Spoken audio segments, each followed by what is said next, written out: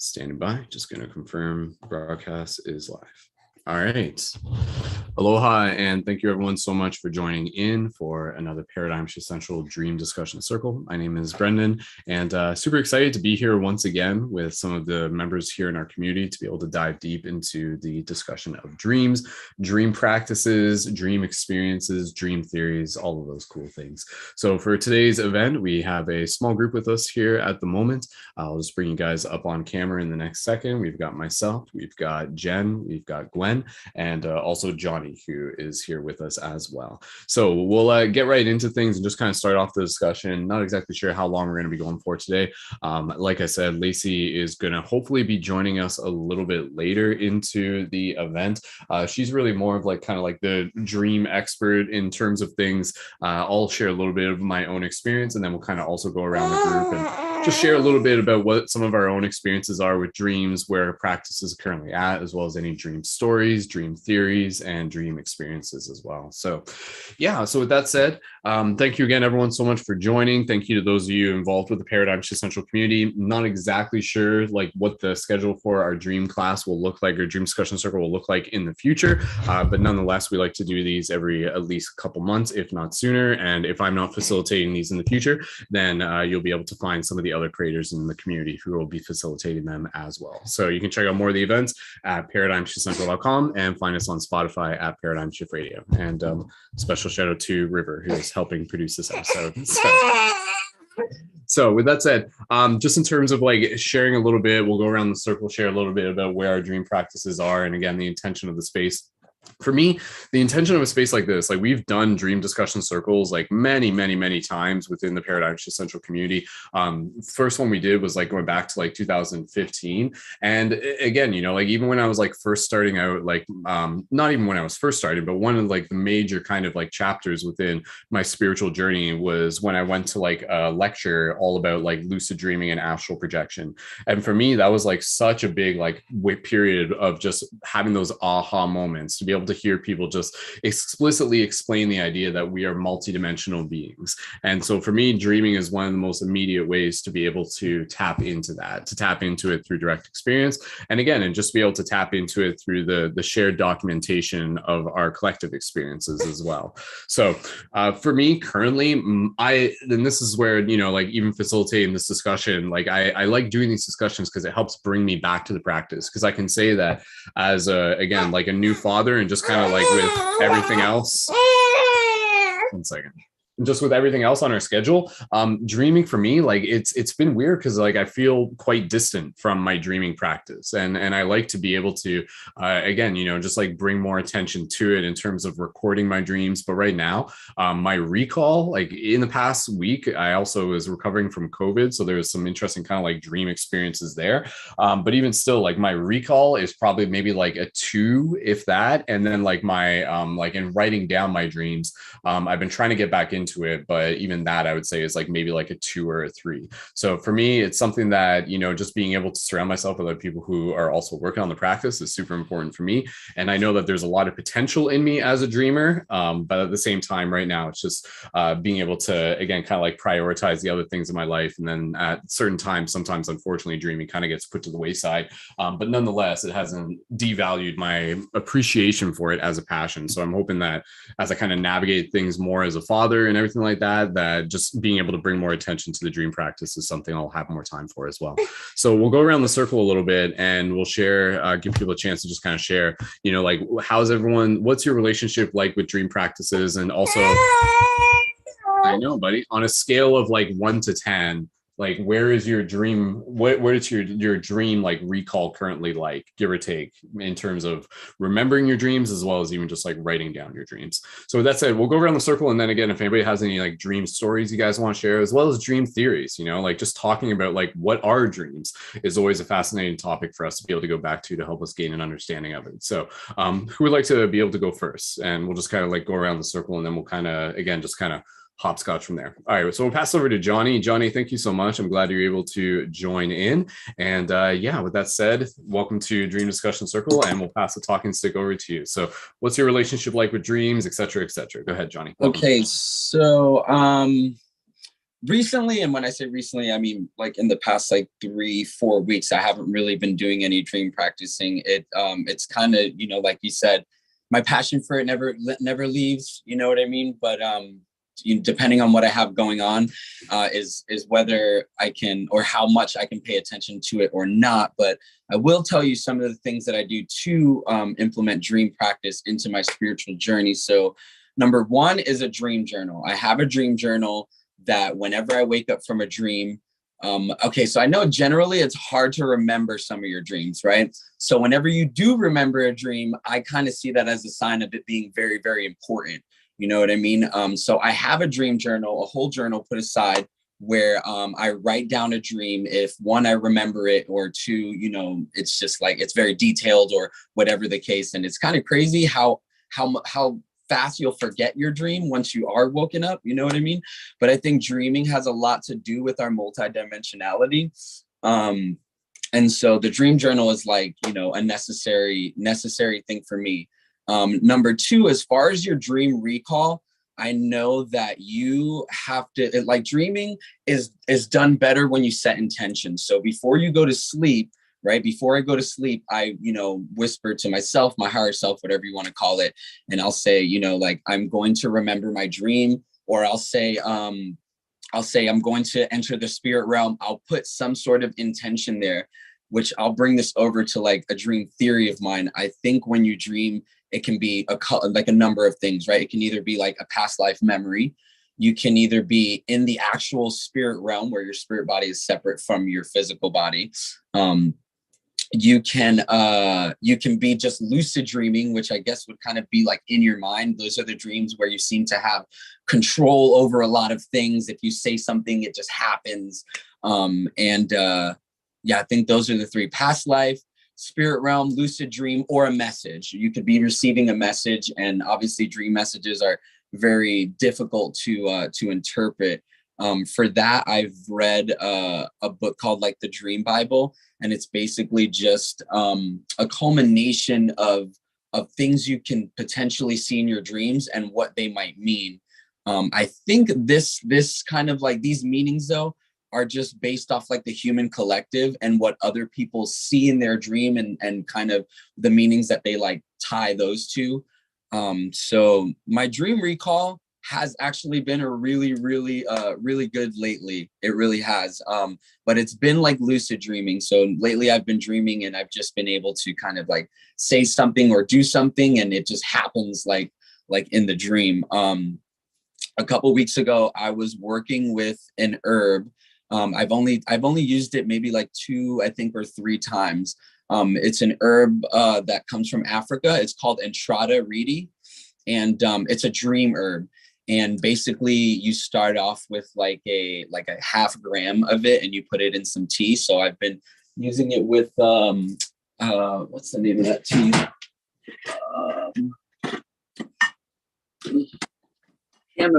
Chamomile tea. Chamomile tea is supposed to be good for like putting you to like sleep. So the Entrada reedi is supposed to slowly bring you to an awareness in your dreams, so that you're in the dream state, but you are aware that you're dreaming. And like I said, I've only used it a couple times because it's supposed to be on a consistent thing, and just, you know, life happens. So I haven't been giving it the attention it deserved. But yeah, as far as that goes, like, that's my theories on what dreams can be.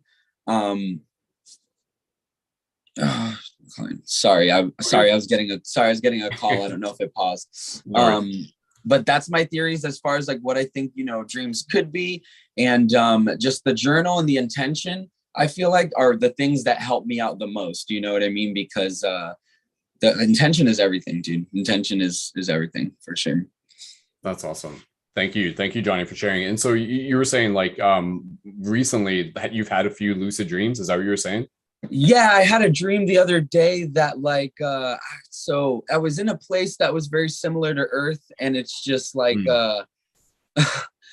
and okay, so as I was going throughout what I guess would be like my day, I was it was almost very Harry Pottery, you know what I mean? Like, if I wanted to light a candle, I would say like flamo, and the candle would light. But I was also like we were oppressed from some sort of system that would go after people that like they see could perform, you know, magic like this. And so yeah, I've actually had 2 dreams that were similar like that. So I don't know, man. I'm thinking like, man, maybe this is another life for me. Maybe somewhere out there, you know, like I tune into a reality and that's like what it is. It's like exactly like what's going on now, except we can do really cool magic. Yeah. It's interesting how, like, again, even within the dream space, like from one level, that's basically where we're practicing being able to level up as manifestors. You know, it's like it's a place where we literally get to experience the idea that like thoughts create reality instantaneously. Yes. I'll say one more thing because this is literally popping in my mind right now. So I did have a dream. This was a couple weeks ago. And you know how like in Egypt, they say like the pharaohs were gods or whatever.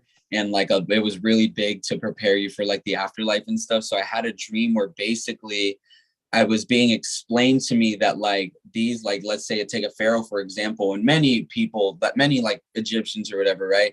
They would consider themselves gods because in another realm they were. And when they brought that awareness to this realm, it allowed them to do certain things where if you were unaware of that, right? Like it just seemed you were in awe. Like it just seemed something that was like, just, whoa, like super out of the ordinary. And like, I'm pretty sure Anubis was in that dream and he was telling me like, that's why, you know, you're considered like, that's why because we all are gods, right? Like we all are. It's just some people know and some people don't know. I guess like that's why they say knowing is half the battle, right? So yeah, dude. And I was in this dream and they were like, you know, this is who you are in this realm. And so when you go to this realm, you take all that energy with you and all of it can't fit in that human body, but it's still like, you know, at your, like, not, I don't want to say disposal, but you know, it's still like, you still have access to it somehow, some way. Yeah. Dreams are vague and I didn't understand it like that, but I basically just woke up and was like, who am I? That's so cool though. Yeah. No, it definitely, you know, like that's where dreams are so powerful for so many people, because it's like a direct experience to kind of like this cosmic power that we have within us. And then again, you know, it's like here in this version of reality, it's like we almost need like this sort of like physical denseness to prevent us from manifesting all the time, because of, you know, like with the ability that we would have to manifest, it would almost be like giving like a baby a bazooka. You know, it'd be like too powerful, right? So it's just like, okay, you're gods, but it's just like in that reality, it's like, yeah, you can experience like things instantaneously without the same repercussions, but it's like here we need you to kind of like master this intention behind your manifestation process. So it gets really interesting. I actually had that dream. I had that dream while I was working like with that herb, that Intradariti. Cool. That's very interesting. Yeah, that's very cool. We'll just kind of pass the talking stick around, and there's Lacey there. Lacey, I was gonna say, have you had dreams of Anubis? Have we talked about that, where you've like had like Anubis and some of the Egyptian gods like showing up in your dreams and stuff? We'll just kind That's my uncle. Yeah, actually, definitely lots of Egyptian type of dreams. I would say like the most recent one that I had is like I was the guide on the river Styx. I told you about that one where I was guiding souls to the afterlife. That's awesome. That sounds lit. Yeah, it was pretty cool. Like there's a lot of stuff that was happening that what's so fascinating about dreams is like, I don't know if you experience this or anyone else who is listening, where you'll almost like get information that you may have not had access to. Like, absolutely.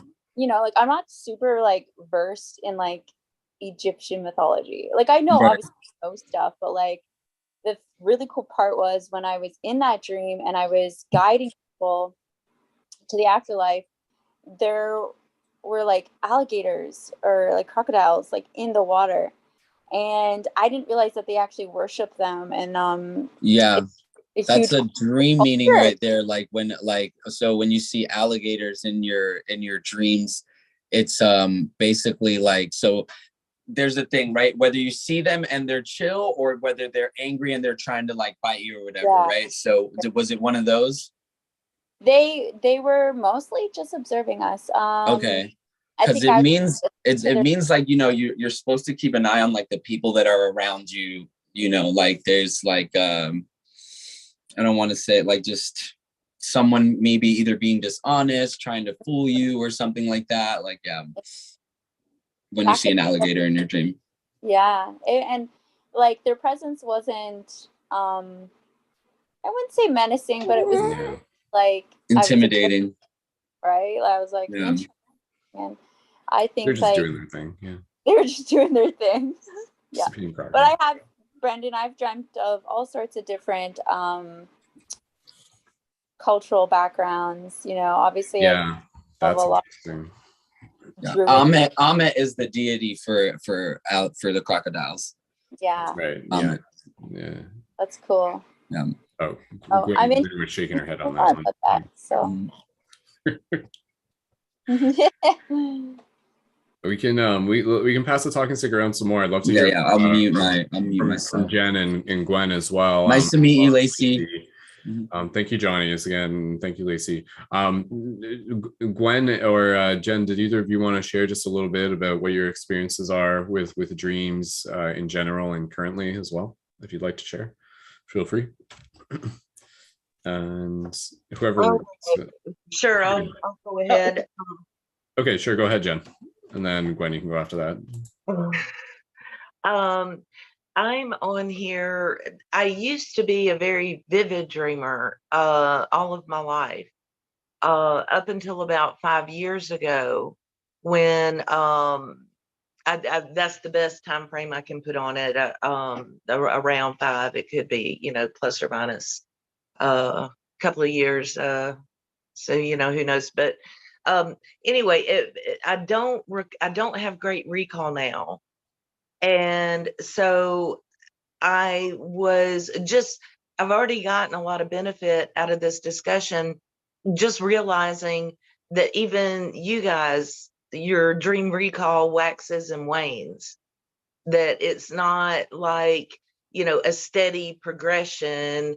And then, you know, if you lose it, it's gone. And, you know, so that kind of helps me be more hopeful that maybe my period, my low period is just that, a phase, and that it's possible to elevate the recall a little bit with some of the great tips that I've heard so far, mainly setting your intention before you go to sleep to remember your dreams.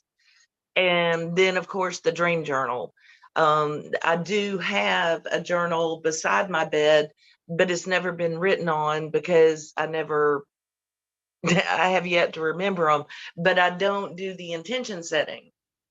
So that's something that I'm going to definitely gonna start doing and seeing if that makes a difference.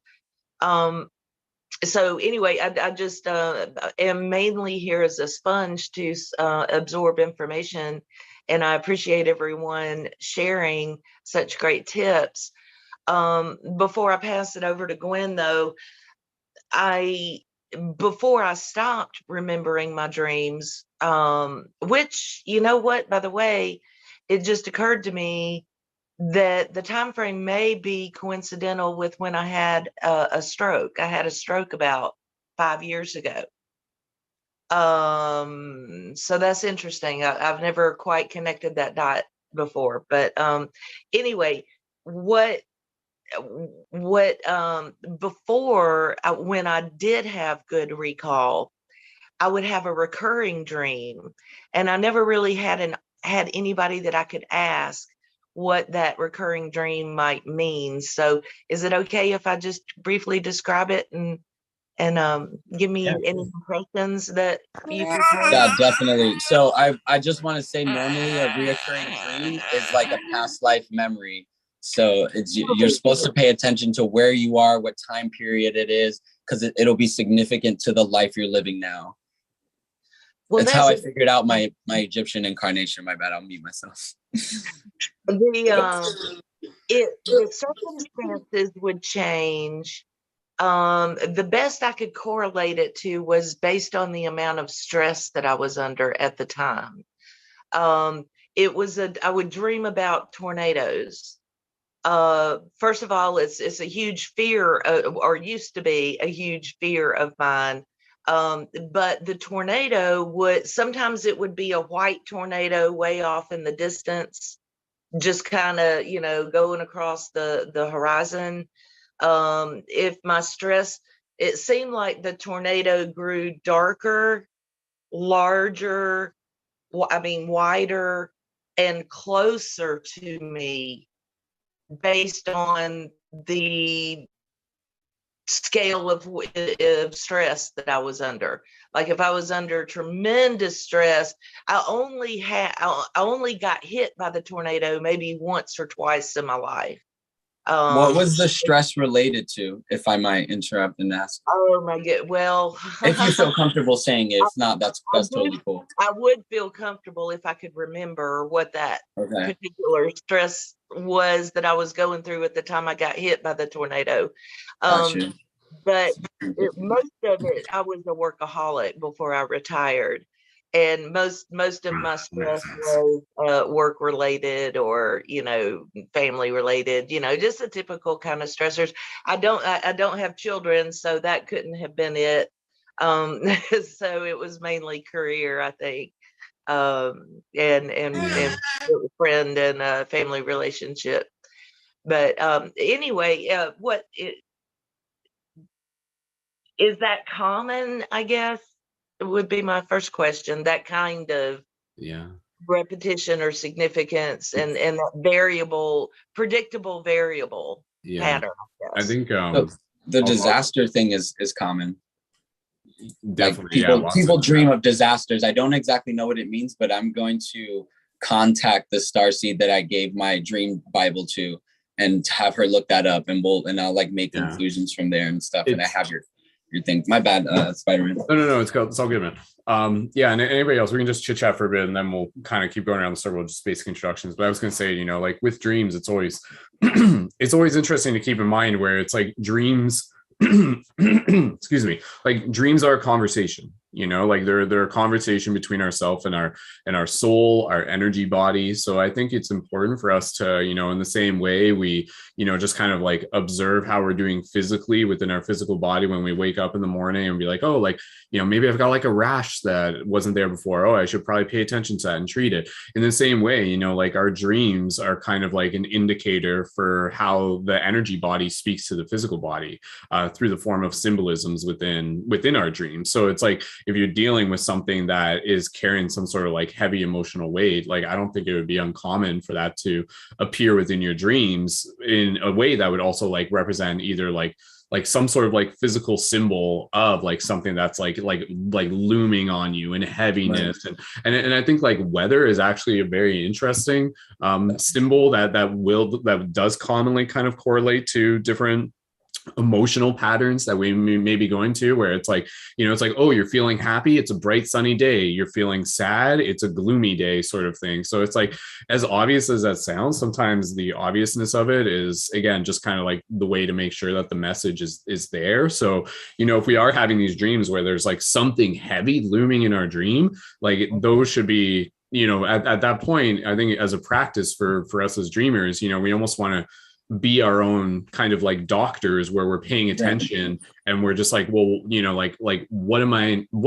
not paying attention to in my current reality that is perhaps like the cause of this, and then to just kind of like draw that parallel, and then to kind of like notice how, like it's dreams are very much like holistic. So it's like, if you're like, oh, I want to get better at my dream practices, one of the best ways to get better at your dream practices and just kind of open up to more of those dreams that we really seek and desire, it's something where it's like, check in with your physical reality, check in with your physical well-being, check in with your emotional well-being, with your relationships and stuff. Because I think like it's kind of like one of those things where as more of our waking life kind of becomes conscious and becomes clear and becomes lucid, that lucidity literally kind of goes into the dream practice, where it clears the way for more of those transmissions to come through, where it's like, oh, like then it's like the ones where it's like, whoa, like this is like super enlightening and stuff like that. But at the same time, it's like every dream is, you know, important in its own way, because,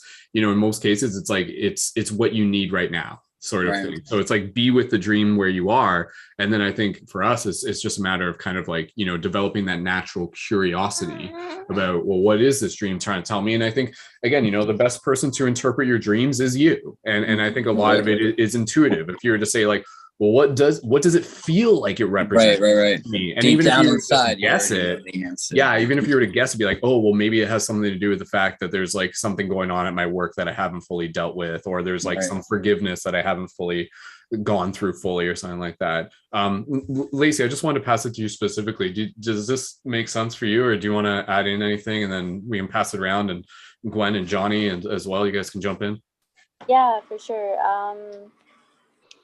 Sorry, someone's playing video games beside me, but yeah. Yeah, I would say those are all like totally spot on. Obviously our dreams can be manifestations of our waking reality, especially our emotional states. Like tornado is such a common theme for a lot of dreamers. It's usually, you know, the way that she described it, you know, in the distance, but there's something that's always sounds wicked, honestly. Gnawing at you, and then maybe like surfacing but not being fully integrated. And I find that dreams are really great for that. Really, if you pay attention to them and you become your own interpreter, interpreting them, that's when you learn so much about yourself, and then also make room to have what Brendon was saying, those more maybe higher dimensional dreams and lucid dreaming or astral projecting, all that stuff, if that's what you want to do. Because even the basic stuff is still amazing, right? Like it's still, you're still getting to know who you are on this really deep level. I think it's like a muscle, you know what I mean? Like the more you work at it, the more intense and you know, prolific the dreams will end up being. You know, but I mean, like dreams, everything in the dream is cryptic messaging, like every single little detail, you know what I mean? Especially what you end up remembering, because you'll remember the weirdest details about a dream. You're like, I don't know what happened, but I was wearing a green dress. What does that mean? You know what I mean? Like for sure. Yeah, absolutely. And you know, pay attention to everything. The little details are important too. So you know, I think it's for you specifically, because you're just like starting out again, just flexing that muscle and being gentle with yourself, and knowing that like we're all dreamers and that they will come back to you. You will remember, and you do go through phases. Like even as the type of dreamer that I am, who's been doing it and studying it and doing it for a very, very long time, I still go through phases where, you know, I'll have like, you know, off weeks or whatever. And then I give myself permission to be like, okay, like I need to rest, like truly rest, maybe rest my spirit and not be traveling around the universe. I feel that. That's like kind of what I'm going through. I feel that. Yeah. I feel like also whatever you put in front of, so, and a really big thing, because dreaming is controlled, like in this reality, right? It has a lot to do with like our entertainment and leisure and like what we put in front of ourselves entertainment wise. You can do this on your own. If you watch a movie right before you go to bed, whatever that movie's about, your dream will be related to that, because like it just does something to your subconscious mind. So like I don't know, I don't have like the, you know, the fundamentals of exactly how that works. But even if you're just reading a book, like if you're reading a book about a certain time period, I say 80% of the time when you dream, it's going to be about whatever like that is. So, I mean, I'm sure that could be like a tool you can use to your benefit too, you know?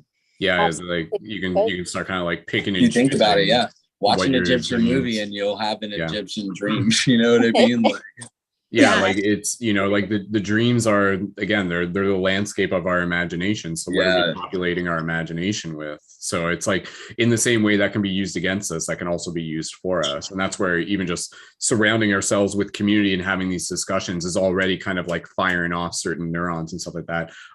Gwen, I'd love to pass it to you. I can, if you'd like to jump in I'll with see you all in my dreams. of your, there we go, any of your own insights, and as well as please feel free to introduce yourself and what your experiences with dreams as well, Gwen, and welcome. Gwen, once again, there's parallels between Jen and I, because one of my main stress dreams has been tornadoes pretty much my whole life. Oh, wow. You guys are like sisters. I just interesting. But maybe it was Gen X. We grew up with too many tornado warnings. I don't know, or constant Probably, talk yeah. about it at school. And then next thing we knew, it was about nuclear war. And then We didn't have Doppler radar back then. So, if a tornado was anywhere within, like, I swear, a 500-mile radius, our alarms went off. Yeah. But I would say, for some reason, for me, tornadoes and whirlwind, chaos, and of course, in Egyptian beliefs, the god of storms is Set, who's the god of chaos. But I also, for me, for some reason, a white tornado in the distance would be a reminder that I needed to purify and just like take off some of the burdens that I'm carrying with me that are not mine. Because the more they would build up, the more heavy the storm would get. And it was like my mind's way of telling me, you're carrying too much, absorbing too much from your environment, and you're not remembering to put it down. But interesting, the thing with your stroke, I was thinking, is that perhaps it really did, basically the pathway that you had developed over your life for dreaming and remembering your dreams probably got, kind of kinked up or messed up. But the nice thing is, we know now that adults, it doesn't even matter how old you are with stroke recovery, you can regrow connections. You can also grow new connections completely. So the exciting thing is you could maybe make it different or better than it was in the first place. But as to dreams, for me, dreams as a kid were originally not a gift. They were usually dreams of horrible things happening in other parts of the world, or slightly precognitive dreams of natural disasters that then did actually happen, and that I assumed that I somehow made happen. So as a kid, I did everything I could not to sleep. But then I realized that didn't work, because when I collapsed, then the dreams would be worse, because it does turn out you have more REM sleep the more exhausted you are when you fall asleep. So the more the intensity would be more full sensory, the more I went without sleep. So then I took the opposite track, which was to try to hypnotize myself to go to sleep at night. So I actually bought a little crystal ball pendant just so I could hypnotize myself to sleep and try to go to sleep in a calm state, looking at something pretty.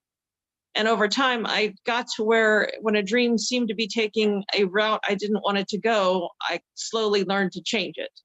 In the course of the dream, I would say, oops, nope, I don't like where this is going. And I would start making different things happen within the dream.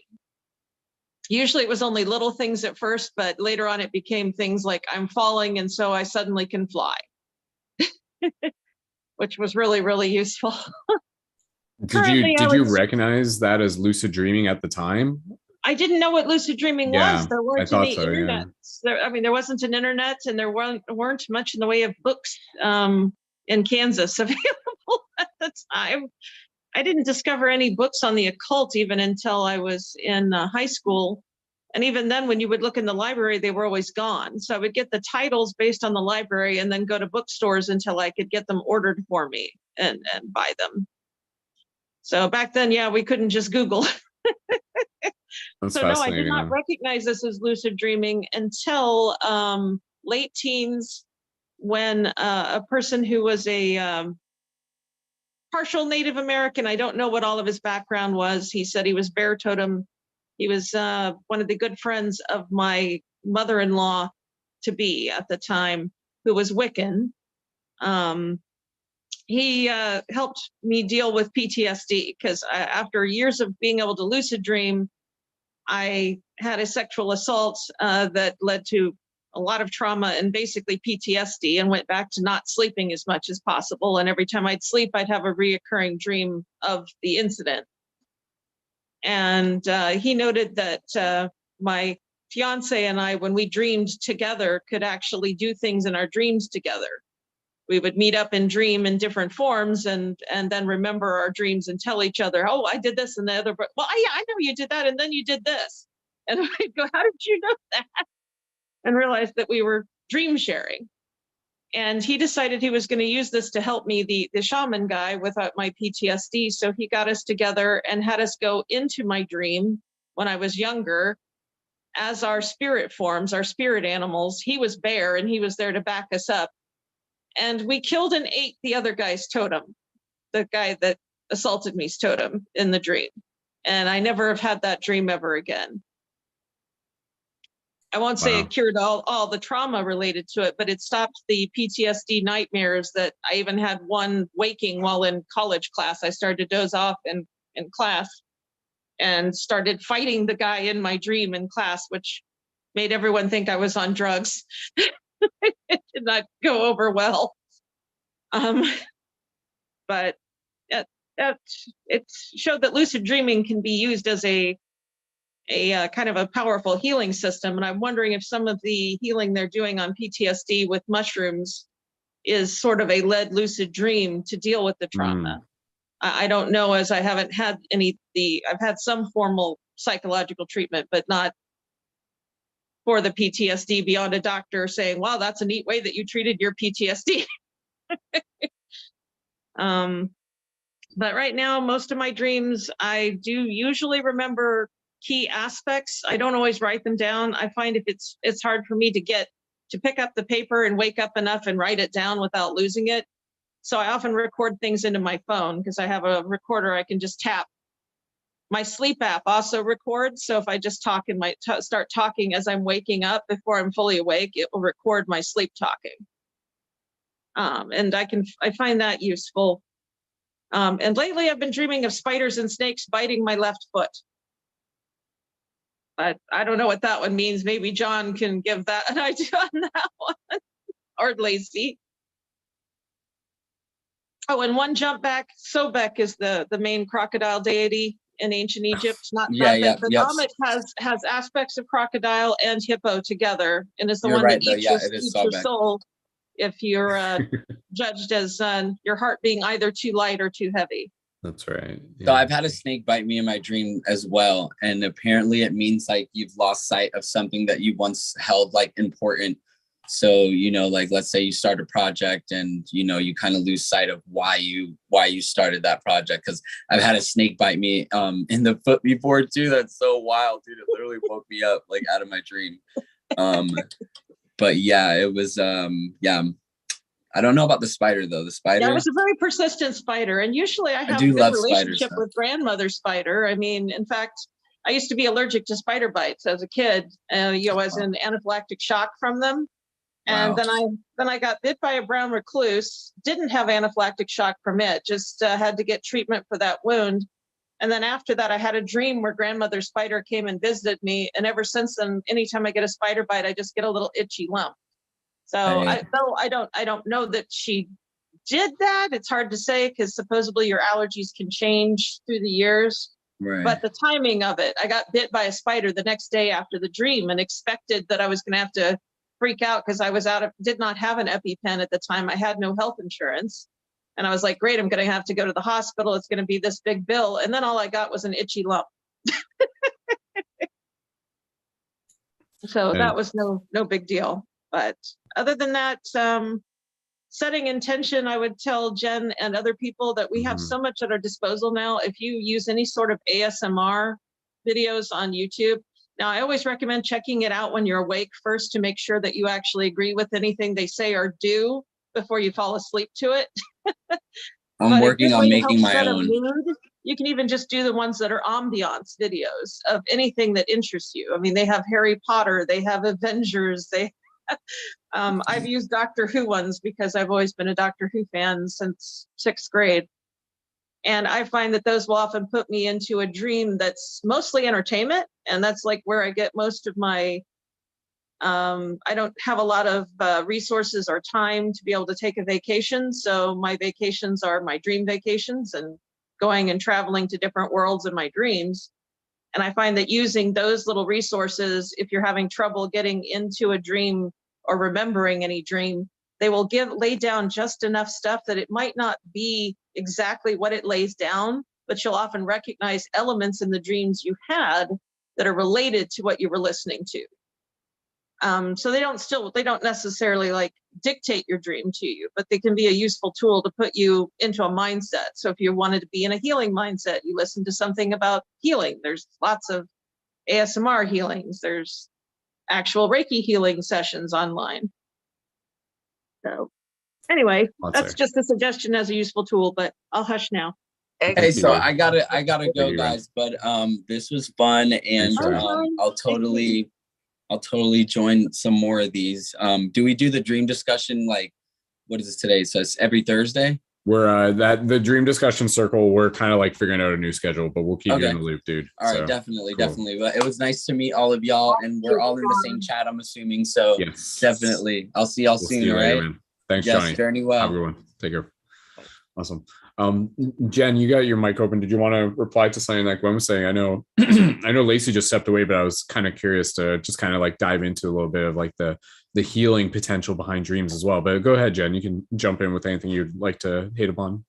Yeah, no, I just appreciate sharing the tips that you did, and the insights and explanation. I really resonated with a lot of that. So thank you. I appreciate it. Yeah, I did want to, like I said, like the idea of like shared dreams is always something that's been incredibly fascinating to me. Like to me, just being able to kind of talk about like the potential behind dreams is something that just like completely just expands my consciousness, even just kind of thinking about it, where it's like, you know, we're kind of conditioned to be in this thought process of dreams are just local to the individual consciousness. But once you start realizing that like dreams are an experience where we're actually like tapping into like a shared network, it's beautiful. It really opens up a lot of potential. And, you know, for me, I love being able to look at even like a lot of like the Aboriginal cultures and start looking at like how they use dreams. You know, they would use dreams for healing, as we were already talking about, but they would also use it for like literally communing with ancestors, communing with nature's spirits, communing with loved ones who are not in the physical realm anymore. So, you know, like it's just very amazing to just think that, you know, even throughout our history as like humans have evolved, it seems that dreams in themselves have already kind of like they're in their own plane of like of evolution sort of thing. It's like it opposed to thinking, you know, in some ways it's like our relationship with dreams have kind of devolved over the past like 50, 60 years. So now we have to kind of like rebuild it and reclaim it. But the potential for them has always been there. And that's where even just for, you know, people such as Jen and again, even myself, who kind of go through phases of not having as much recall. I know for me, it's never like this thing where it's like, oh, I'm never going to get it back. It's really just a matter of like having that intention to be able to do the practice, you know, like it's literally the same with with any sort of physical activity where it's like, oh, like I forget how to play the piano and stuff like that. But it's like, oh, but you could learn again. You could practice again. You could kind of like tap back into that neural muscle. And then again, you know, I think for a lot of us, it's like also opening up our mind to this idea that innately dreaming is something that like, it's not like we just know how to do it. It's like we do it. It's like a part of our nature. In the same way a tree grows, no one has to tell the tree to grow. It just has to, you know, have the right environment for it to be able to happen. So I think when we kind of open our mind to just being able to know that, like, you know, if we create the right environment and support systems for ourselves, like the dreaming will take place. So then it's like, how do we kind of create the container for it? And kind of what I was saying, it's just like just being open to the ideas of knowing what's possible. If people are just convinced that dreaming is just this thing where, you know, it's just like random symbols and it's just kind of, you know, just non-important information, then to some people that's what it will be. But as soon as we start kind of changing the story of what our dreams can be, then we start kind of like getting into more of the potential of what they could be as well. Anyways, I'm just kind of like just babbling on here and stuff like that, but go ahead, Gwen. Yeah, jump in. I was going to say, even science has already decided that dreams have their use, in terms of they're pretty certain that they're part of our learning process. So if you're having trouble dreaming, another suggestion might be to try to learn a new skill that's completely unrelated necessarily to dreaming, because they have found out that if they had some, I think the actual study they did were people learning how to ski with a video game. And they found that the people that were allowed to go through full sleep cycle, where they had REM sleep, experienced REM sleep, because you have REM sleep whether you remember it or not, just about every 90-minute interval during sleep. It'll be at the end of that 90-minute interval. So they found that the people that did that were more skilled on the game when they came back to play it. So it is our brain's natural way of practicing new skills in our sleep. And they even think that nightmares may have been a tool to help children, learn to avoid dangers. So before there were more, we were aware of things like tornadoes being a threat. Children probably dreamed about the local predatory animals in their area, or even just something in the dark being a threat. Yeah. As a way of teaching themselves what they could do to avoid danger. Yeah, it's interesting because, like, again, when you look at like the evolution of a species, like there's a practical purpose behind dreams, like you said, to learn and also to be able to protect us in a lot of ways. You would dream of the jaguar, and then you would kind of like develop this acuteness so that when it shows up in real life, you already have that instinct to be able to know what to do. But nowadays it's interesting because it's like, I feel for the most cases, like for a lot of people, we're kind of in this society where it's like this like high level of anxiety, like all the time. And our brains kind of got confused because it's almost as safe as it's ever been, but at the same time, it has anxiety higher than it's ever been at the same time. And that's where, again, I think for a lot of people, like dream time, whereas normally it would be like this place for like rest and recuperation, instead it becomes this place where it's almost just like muddied noise, because it's like everything that's happening with the day, it's the stressors at work, it's the just the things that shouldn't really be important but somehow are occupying so much of our conscious awareness. And then again, it's like what we want to be able to do is kind of empty the cup, like how do we kind of like remove the noise? And that's where meditation absolutely is an incredibly powerful tool. And I know Jury in the YouTube chat was just mentioning that as well. So if that's like one of the things that we're consciously aware of, where it's like, oh, my dreams just seem like so random and just all over the place, and and everything like that. Well, I think being able to kind of like practice, this is like an actual tip, is like before bed to literally like empty your cup, to go into meditation, to take some time kind of like thinking about the things during the day that maybe gave you anxiety or maybe had your attention, or even just the things that brought you gratitude, but then just kind of like focus on them for a bit. Think about them for a little bit, write them down, like unload it from your consciousness, like get it on paper, get it out of you. And then you kind of like create that empty space. And then like within that, that's where, again, like more the dreaming can be like this, because like you start looking at it, it's like, what is the potential of dreams? That's when you start looking at the potential. And that's where it's like, oh, that's when you start maybe having dreams of like, like speaking with loved ones who are no longer here. That could be a very healing experience, or it could be like imagining a piece of artwork that you haven't created yet, or it could be like connecting to a past life, connecting to a future life, connecting to like a starseed family, connecting to like the archetype of a deity or something like that, right? Like those are the things that when you think about it, it's like, why do humans have dreams? It's in one way, I think it's so that we can literally continue to evolve our consciousness, like ongoing, right? So it's like we're awake, we're evolving our consciousness. We go to sleep, we're still evolving our consciousness. Because when you think about it, it's like, are our dreams real? Well, I think to simply put it, if they can provide an experience that your soul can grow from, then that is real. That makes them real. It makes them important. Whether or not it's real within this physical dimension, like that's kind of secondary. But were you able to learn something from it? Was there something that happened that you were able to kind of like integrate into a knowing of yourself? And if that's the case, then it's like suddenly, you know, you start looking at it and we're moving through this life where we're actually like evolving our consciousness twice as fast as you know, in some cases, whereas like nowadays people are, you know, using their dreaming is almost just kind of like it's not really it's not serving to its potential. So it's like, how do we as dreamers return back to that space so that we can use our dreams for healing, for traveling, for experience, for creativity, for connection, for shared dreaming? You know, these are the things that for me really fascinate me and constantly bring me back to this discussion. Anyways, anybody in the YouTube chat, please feel free to leave your comments as well. And yeah, Gwen and Jen, we can just kind of chit chat here for a bit and we'll just kind of see where things go. And if anybody has any questions for the group as well, even in the YouTube chat, feel free to let us know. So yeah, if either one of you wants to jump in, please, by all means. I was going to say, a group of friends of mine, we used to do our practices, our spiritual practices together. And at the time, like I said, this was pre-internet, well, not completely pre-internet, but it was not that user-friendly yet. I was occasionally on the internet, but it was for BBS boards and whatnot, usually arguing over Star Trek in those days, like which is your favorite captain.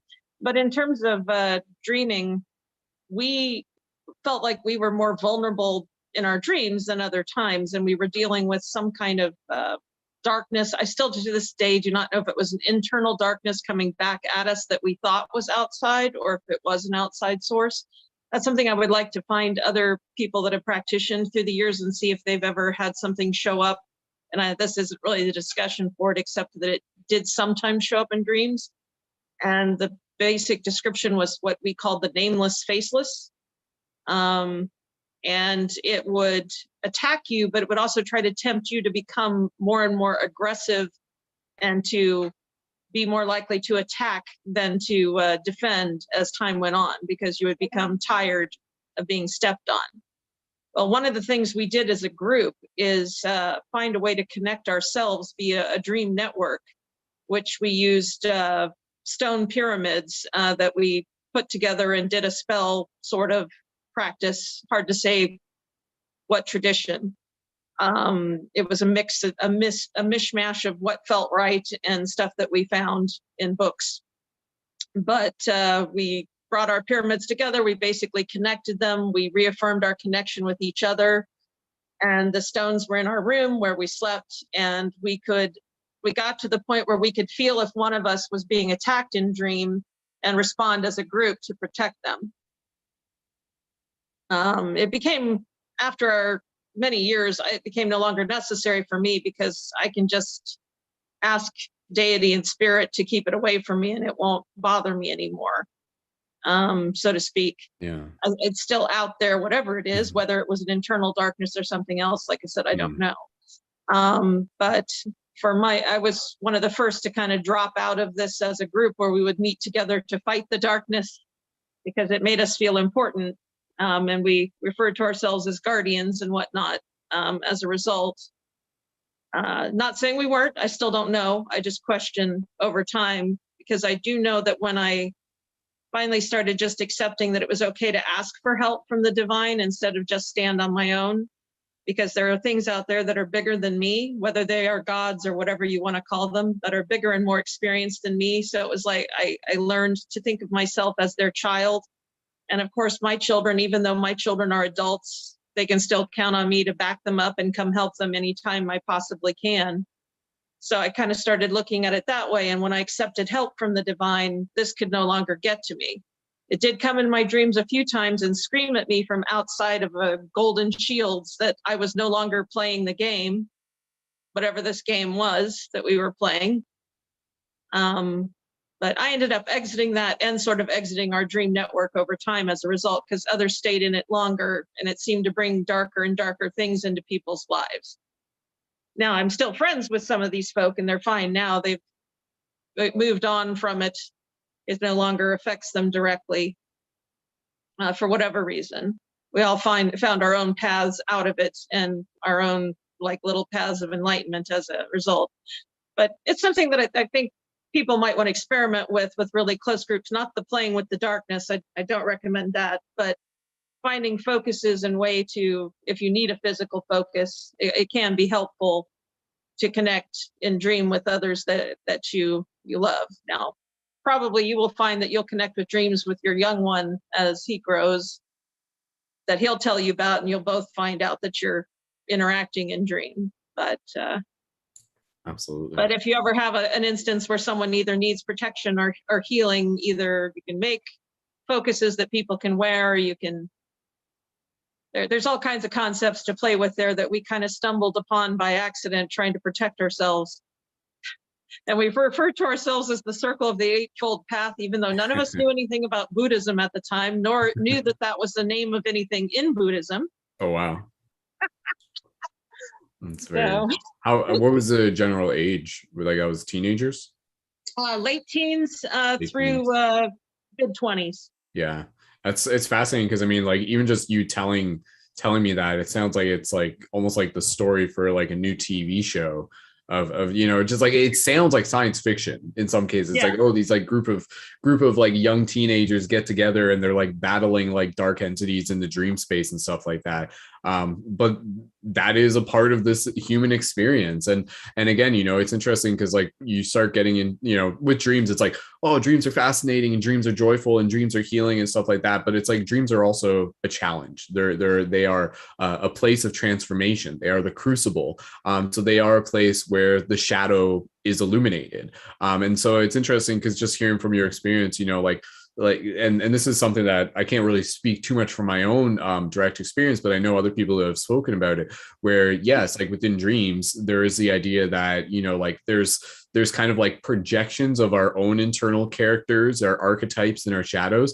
But then there's also like, can other entities kind of like meet within our dream space and stuff like that. But then at the same time, it's interesting because as much as that can happen in sort of like kind of like a negative way, where you can kind of get like an uninvited guest into your dream space, which is your sacred space, at the same time, you can also invite in the archetypes and the energies of specific deities, angels, archangels, guardians, and things like that, which again, I don't think like a lot of people are even aware of that. They're kind of navigating through this dream space, just kind of like bouncing around and doing things on their own. But one of the things that's fascinating is that, since going back to like the intention of dreams, where it's like, well, what if you actually knew that you had like an entire roster of these like higher dimensional beings that you can connect with in dream time? And then what it would be again, just kind of like you initiating that link, you initiating that conversation.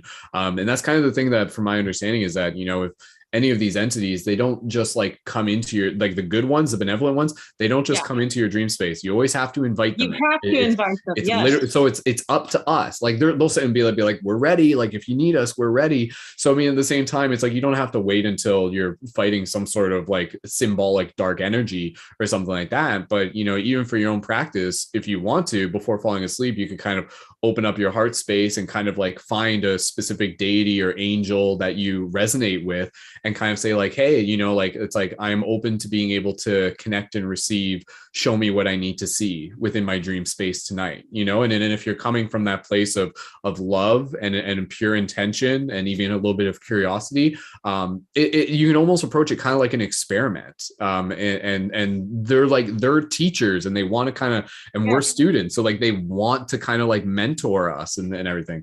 Gwen, I can see you nodding along for that. Is that stuff that you've even had your own experiences with as well, that you'd like to share and even give people some insight on?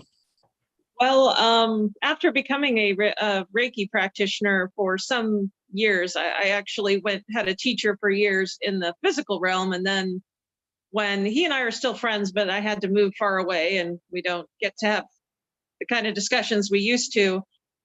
One night I was just thinking before I fell asleep, hey, I would love it if I could have a teacher to continue further on this, because even though I'm considered a master Reiki teacher, whatever, because he gave me extra instruction in teaching Reiki and opening people to Reiki, I don't feel like I even barely scratched the surface at learning things that could be learned here. And that night when I fell asleep, an old Asian man came to me in my dream. It was just like, you want to learn? He occasionally still does come to me in my dream. And I don't usually remember these dreams super clearly. I'll just remember that he was in them and there was a lot of golden energy. But usually I'll feel like I can do something slightly different after I've had one of these dreams. So, and Wow. the inviting things I was also going to say in the real world, in my experience, the divine energy will not interfere even with your physical world without your very direct permission. It seems to be like an absolute respect for free will. And my joke about that isn't even really a joke. One time I was sticking my foot into traffic because I was very depressed and saying, I wish a car would run over my ankle so I didn't have to work at the Renaissance Fair tomorrow. And later that night, I broke my ankle while walking at a railroad track. But the important thing about that one is that I was actually walking down to put myself in front of a train. This sounds so tragic. I have such a crazy life. I'm sorry. But after my firstborn, I didn't realize I had postnatal depression. And it was the first time I'd been deeply, deeply suicidally depressed. And I had this, went out track walking, which back then I liked to go walk on the tracks at night. We would watch for trains and then just get off the track and watch the train go by. Well, that night I was standing still at the top of a hill with the rocks, if you know the big rocks that are often by train tracks. And a train was coming and I just had this strong impulse. I'm just going to just walk right out and jump in front of the train. And on my way walking down, this was the same day, mind you, that I'd been teasing with my ankle, putting it into traffic and pulling it back about, well, if only my ankle would get broken so I wouldn't have to go to work tomorrow. And I was walking and I felt something push me and I fell just down and crushed my ankle between a rock and myself, which hurt. But I seriously felt the presence of what I now refer to as boss at that time, because she is my main protector. And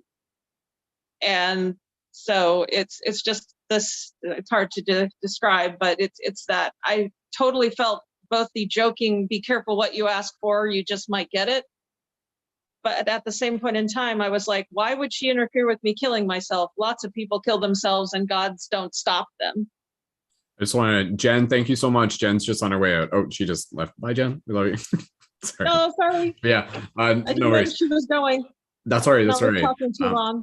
No, it's totally fine. It's fascinating just being able to, again, just hear everyone's experiences. And me and you, Gwen, we'll just kind of chit chat here for a little bit more and then we'll get close to wrapping it up anyways.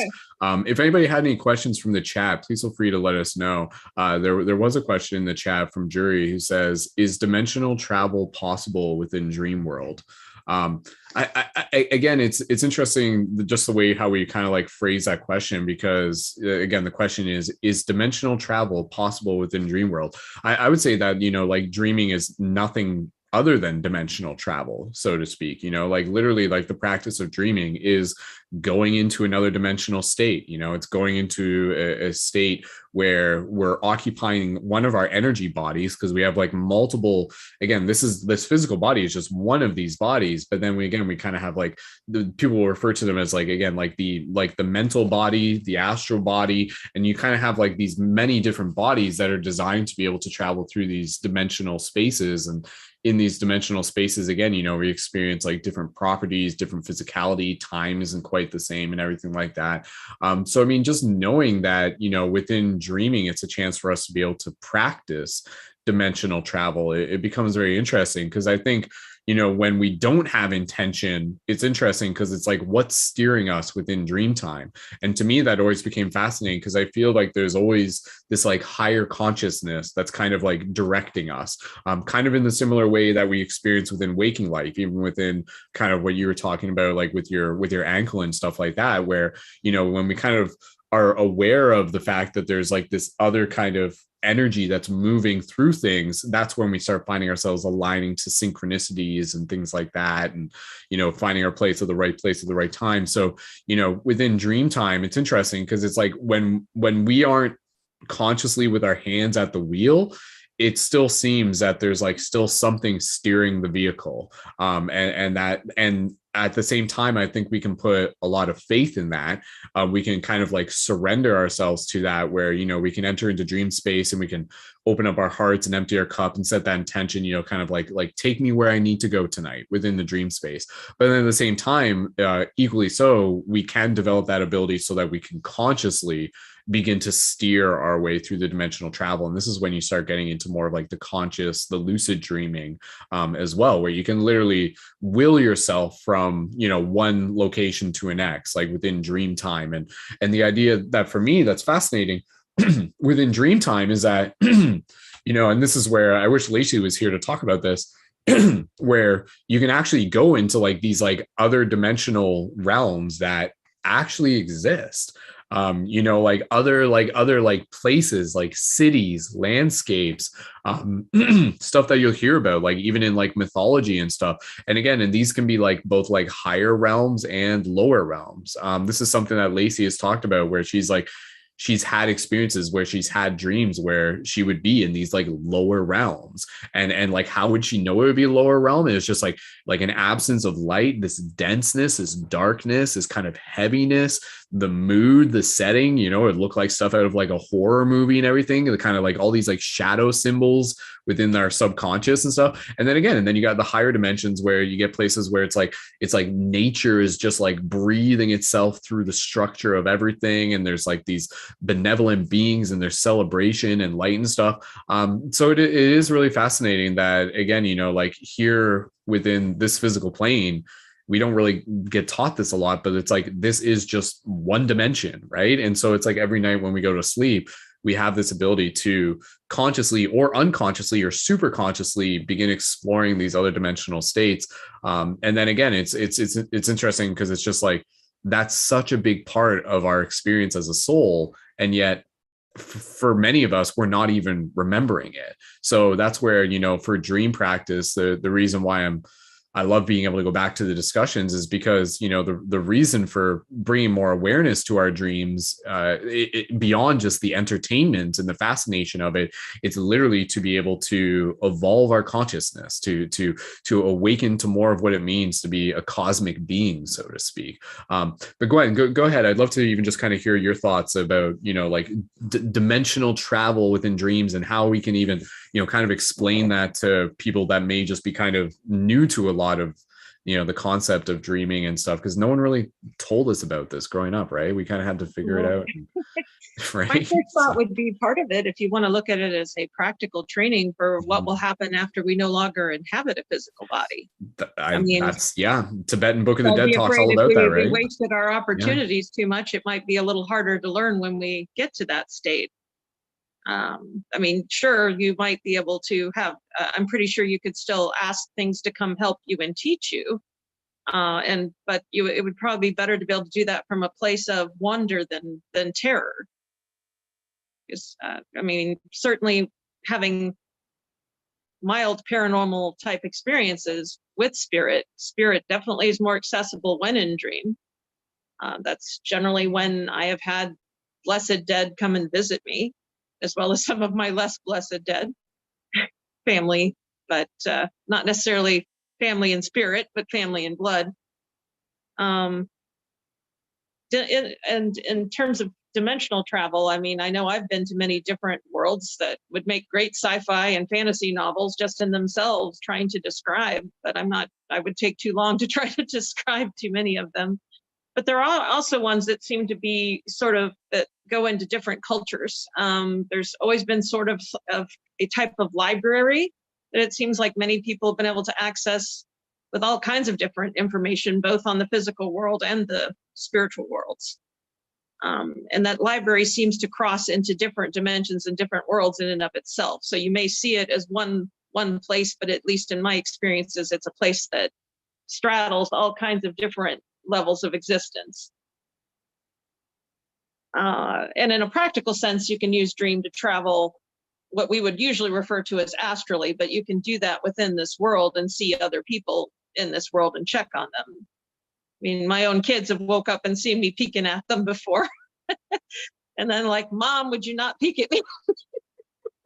Would they see that? Like, would they kind of be like in a hypnagogic state when they would see that? Like when they first would wake up. One of mine still as an adult has Rhiannon. She has regular sleep paralysis and oftentimes a lot of fear. And if I am able to sense that if we're asleep at the same time, I've been known to show up and help break her out of the paralysis. Wow, that's fascinating. Just knowing that that's even like possible is really, really amazing to hear. So yeah. Well, we didn't know it was possible, but we've, like I said, my husband and I were doing the dream sharing early on and always trying to break it down scientifically, because I was actually raised in a family that even though I went to church, my own personal family were not religious. They were very, very science-based type people. And so they taught me scientific method and just the basic ideas behind using scientific method first before I learned any spiritual stuff. So a lot of it for me was trying to actually test it as much as possible.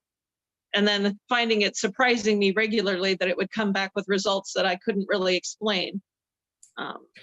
That's a great way to go about it, though, you know, to be able to approach dreams like a science and to use yourself as the experiment to be able to try things out. You know, I think it's kind of similar. You know, for me, like I got my Reiki certification from a man who kind of approached it from like the scientific, where he was just like, he's like, I've heard about this working, but I want to know if it works for myself. So I'm gonna try this Reiki thing out and kind of let go of expectation and then just kind of see what happens. And again, you know, like with dreams, if it's so much of it is just based on the programming of our beliefs before we even go into it. So if we think that dreams have nothing to offer us and they're just random neurons firing in the brain and that's all that they ever are, then for many people, that's all they ever will be. But if as soon as you start, again, just kind of like being around other people who are talking about their experiences and they're like, oh, no, like my dreams are way different. My dreams are, you know, traveling to astral cities and talking to deities and seeing my past self and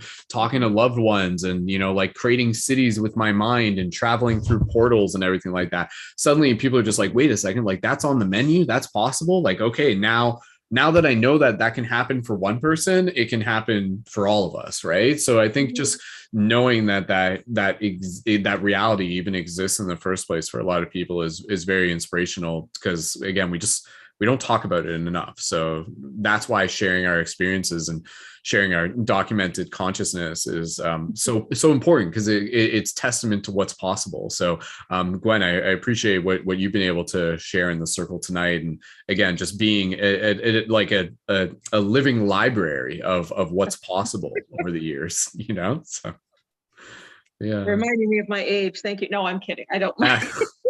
We're all ages, so that's fine. But yeah, let's get close to wrapping this up here. River's getting pretty fidgety. So Gwen, what would be any just sort of like closing, just a little bit of advice you might have for people out there who are on their dream practice?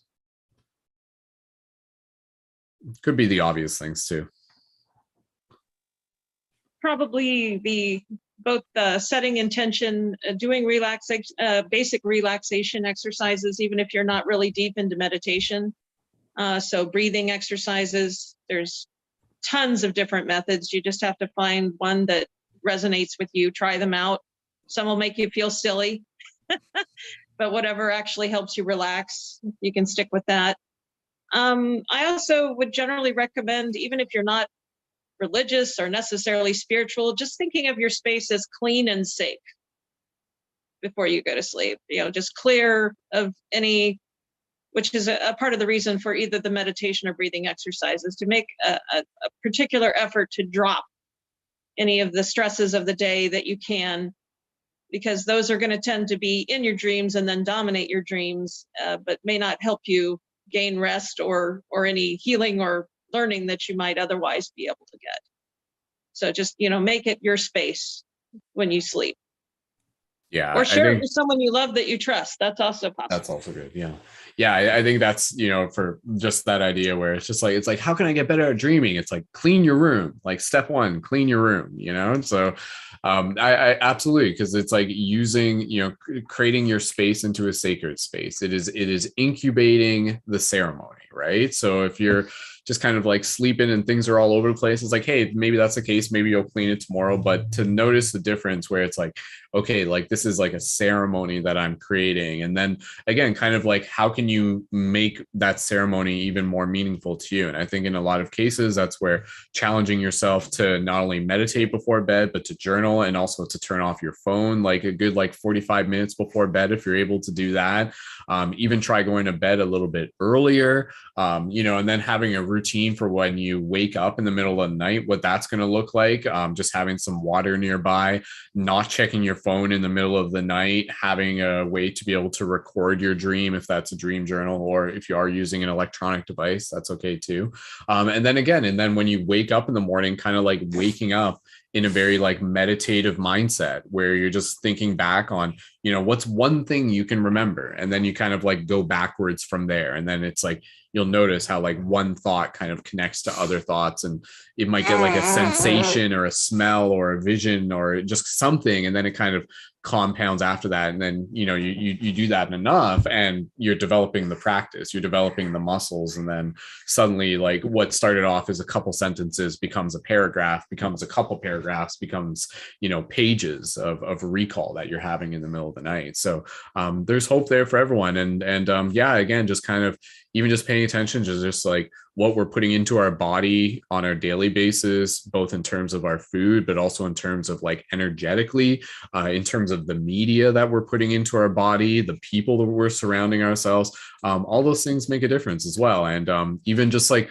being able to be mindful that for some people, like working with cannabis can definitely affect dream recall. I know for a lot of people, they find that if they take a break from cannabis, their dream recall comes back pretty quickly. So that's also another thing there. And then again, even just like experimenting with like different dream herbs or anything like that. There's lots of stuff out there, but it doesn't have to be overly complicated. Again, I think it just kind of comes down to the intention and the will. And and then again, just having a community that you can come back to and share the stories with, and just kind of like be in that supportive environment. So yeah. Gwen, anything else either came to mind or you want to add in? And then we'll be close to wrapping it up. Yeah, River's just about ready. Yeah, I can tell. Was just going to add that if you're going to bed early, that also means that you should set your alarm slightly early so that you're not, the moment your alarm goes off, you don't have to immediately leap out of bed, hit the shower and go. You have that moment when you're waking to wake up in a relaxed fashion so that you know that you have a moment to lie there and contemplate what the mood is, even when you come out of your dream. If you can remember how you felt as you woke up, that can kind of be that beginning hook towards the memory of what happened in the dreams. But that's about it. Yeah, no, that's great. Again, I think giving yourself that extra bit of time in the morning and really just making a habit of contemplating throughout your waking existence or your waking life as well. Like just like bringing your attention to the details. And this is where you can start getting into the kind of like the reality checks and everything, and really just kind of like checking the texture of things, checking the solidity of things, checking watches, checking light switches, all of these little tips and tricks that people can kind of like, you can hear all about this and other stuff, and like checking with gravity, playing with gravity. And again, just genuinely like when for a lot of people, they hear about this idea of like asking while you're awake, be like, am I dreaming right now? And it's not so much like the question, it's not so much the question, it's really like the mindset behind the question. Because if you're just like, am I dreaming right now? Obviously I'm not, I'm awake. So then, well, why did you even ask yourself if you already knew the answer? More so it's about like how you ask the question, and you actually want to be able to ask it like with that curiosity to just be like, but maybe I am dreaming right now. Like don't be so certain, because if you convince yourself of this certainty all the time in your waking life, then you're going to ask that question while you're dreaming, and you're going to convince yourself that you're not dreaming, and then you're just going to go about your regular routine. Like this can literally happen where you'll be like, am I dreaming right now? And you'll be in a dream and you'll be like, no, I'm not dreaming. So it's like you literally almost want to like be on that edge where you ask yourself that question in waking life and almost be convinced that you might be dreaming. Like it could be, you could be dreaming.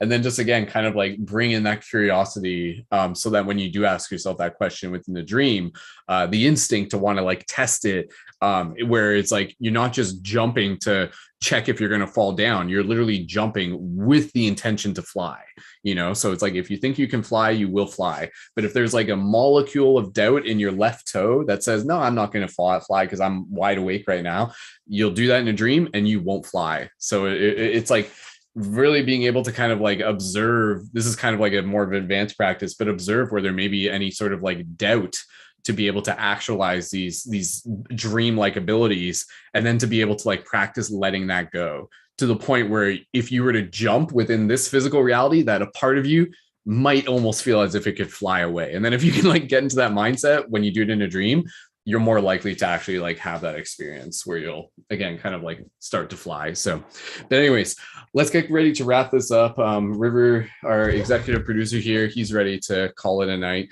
So Jen, any just closing thoughts and gratitude, please feel free, and then we'll wrap it up after that. So yeah, go ahead, Jen. Just any closing gratitude.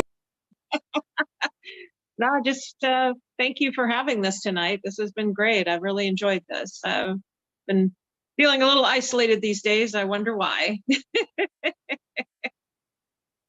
Well, thank you again for can't be exposed to too much illness. So yes. Well, thank you again for joining. Thank you again for sharing. And yeah, with that said, we'll wrap it up. So for everybody here, thank you so much for tuning into this broadcast. Again, we're kind of in the midst of just changing things around with the schedule. So check out more at paradigmshiftcentral.com. There's going to be upcoming events that I necessarily won't be hosting, but other members in the community will be hosting. You'll see River around when he's able to join. And yeah, check the links in the info for this video for show notes to the other creators, and go ahead and join with your membership on the main website, and feel free to send me a direct message on Instagram at any point. So on behalf of myself and all the other dreamers here today, and on behalf of River, thank you guys so much for joining, and until next time. So bye everyone. Thanks for joining. Bye guys. All right. Until next time. Much love everyone. Take care.